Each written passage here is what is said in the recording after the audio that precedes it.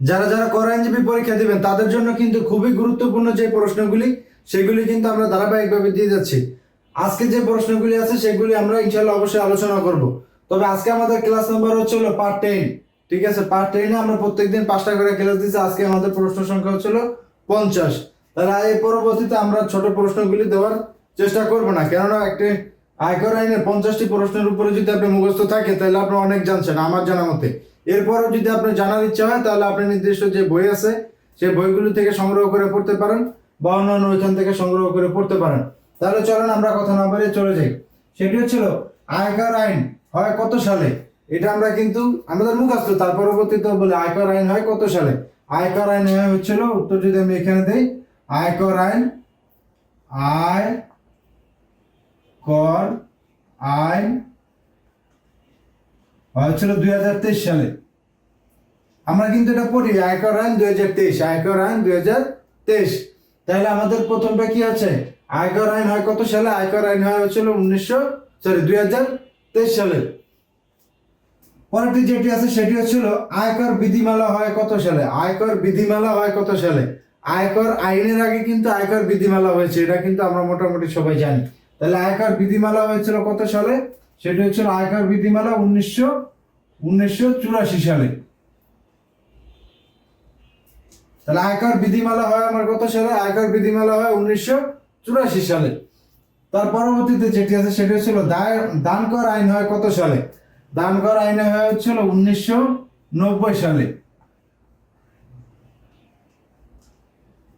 এই তিনটা কিন্তু খুবই গুরুত্বপূর্ণ প্রশ্ন, বা এগুলো কিন্তু আরো আছে আমাদের যে পরীক্ষা আছে সেই পরীক্ষাতে কিন্তু যেগুলো আসবে সেটি হচ্ছিল, আমরা যদি এখানে ধরি তাহলে আপনি দেখতে পারবেন এখানে বলা আছে যে লিখিত পরীক্ষার সিলেবাস সেটি কি কি। সেটা হচ্ছে আয়কর আইন 2023, অর্থ আইন 2025, আয়কর বিধিমালা 1984, উৎসকর বিধিমালা 2025, এডিআর বিধিমালা 2025, দান কর আইন 1990, আয়কর আইন ও বিধির বাস্তব প্রয়োগ, হিসাব বিজ্ঞান, বাংলা এবং ইংরেজি। তাহলে আমাদের যদি আয়কর আইন হয়, আয়কর আইনের মধ্যে কিন্তু আমরা বেশ কিছু প্রশ্ন পড়েছি, বেশ কিছু ধারা পড়েছি, বেশ কিছু ম্যাথ সলভ করেছি একদম বাস্তবিক হাতে কলমে। এর পরবর্তীতে অ্যাব্রিভিয়েশন যে ওয়ার্ডগুলি আছে সেগুলি পড়েছি।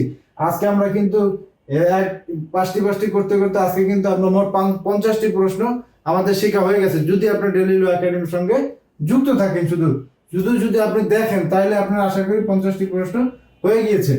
তাহলে আমাদের প্রথমটি কি হলো, আয়কর আইন হয় কত সালে। আয়কর আইন হয় 2023 সালে। আয়কর বিধিমালা হয় কত সালে, 1984 সালে। দান কর আইন হয় কত সালে, 1990 সালে। এর পরবর্তীতে যেটি আছে সেটি হচ্ছে আবাসিক গৃহ সম্পত্তির ক্ষেত্রে বার্ষিক মূল্যের কত শতাংশ মেরামত খরচ অনুমোদন করা হবে। সেটি হচ্ছে আমরা যেই ভাড়া হিসাবে পড়েছিলাম মনে আছে, ভাড়া হিসাবের মধ্যে দুইটি অপশন আছে, একটা হচ্ছে বাণিজ্যিক, একটা হচ্ছে আবাসিক। তাহলে আবাসিকটা হচ্ছে কত পার্সেন্ট বার্ষিক মূল্য হবে সেটি, আর বাণিজ্যিকটা কত হবে সেটি। তাহলে এখানে হচ্ছিল 25%।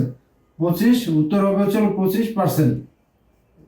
এই 25% যে কয় টাকা হোক না কেন তার 25% হচ্ছে আপনি মেরামত বা অবচয় খরচ হিসাবে অনুমোদন পাবেন, অনুমোদনযোগ্য খরচ হিসাবে সেটি যুক্ত হবে।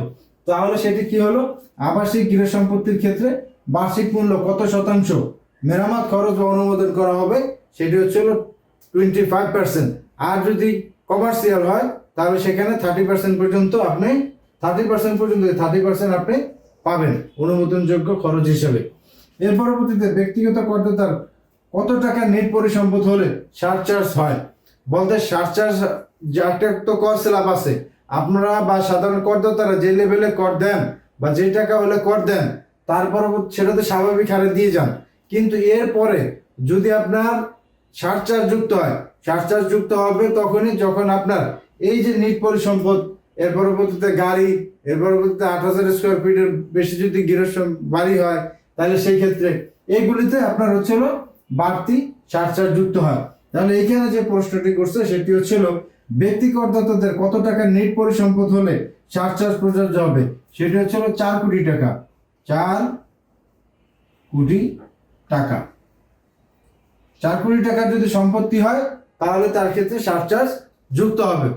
তাহলে আমরা কি পেলাম, আমরা হচ্ছিল আয়কর আইন কত সালে হয়। আয়কর আইন হয় হচ্ছিল 2023 সালে।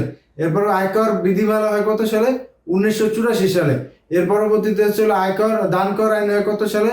1990 সালে। এর পরবর্তীতে যেটি আছে সেটি হচ্ছিল গৃহ সম্পত্তির বার্ষিক যদি হয়, সরি, গৃহ সম্পত্তি যদি আবাসিক যদি কোনো হয় তাহলে সেটার মূল্য কত শতাংশ পাবেন? সেটি হচ্ছিল 25%। এরপরে যেটি আছে সেটি হচ্ছিল সারচার্জ। একজন করদাতা সারচার্জ কখন যুক্ত হবেন? একজন করদাতা যদি নিট পরিসম্পদ 4 কোটি টাকার অধিক হয় তাহলে তিনি সারচার্জ মানে সারচার্জ তার ক্ষেত্রে যুক্ত হবেন। এই হচ্ছিল মোট 50টি প্রশ্ন। আজকে 5টি যদি হয় তাহলে 50টি প্রশ্ন। যদি আপনাদের আরো ছোট প্রশ্ন দরকার হয়, আশা করি দরকার হবে না, তার পরবর্তীতে যদি দরকার হয় আপনি বিভিন্নভাবে বিভিন্ন সোর্স থেকে এটি সংগ্রহ করে পড়তে পারেন, বা যে বইগুলি আছে সেই বইগুলি থেকে পড়তে পারেন, বা আয়কর আইনের যে পরিপত্রটি আছে সেটি পড়তে পারেন। বিভিন্ন দিক থেকে আপনি যদি সংগ্রহ করতে চান তাহলে ইনশাল্লাহ পড়তে পারেন। আশা করি আপনার সমস্যা হওয়ার কথা না। আসসালামু আলাইকুম।